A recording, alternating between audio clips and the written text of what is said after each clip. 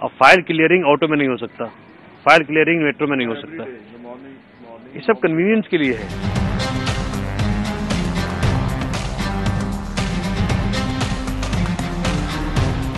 চমকে উঠবেন না, 5 দিনেই বদলে গেছে মেজাজ।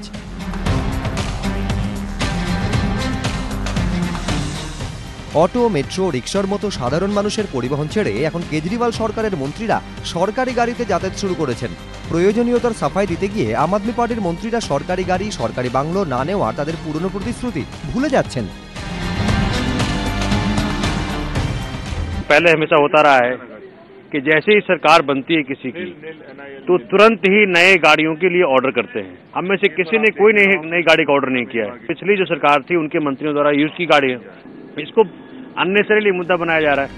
3 দিন আগে আম আদমি পার্টির মন্ত্রী সরকারি গাড়ি চড়া শুরু করেন, আর চতুর্থ দিনে খোদ মুখ্যমন্ত্রী অরবিন্দ কেজরিওয়ালও তার ট্রেডমার্ক ওয়াগনারকে বাই বাই করে এসইউভিতে চাপা শুরু করে দিলেন। কেজরিওয়াল আগে থেকেই বুঝতে পেরেছিলেন দামি গাড়ি চড়া নিয়ে বিতর্ক শুরু হবে, তাই আগেভাগেই টুইট করে সাফাইও দিয়ে দেন তিনি।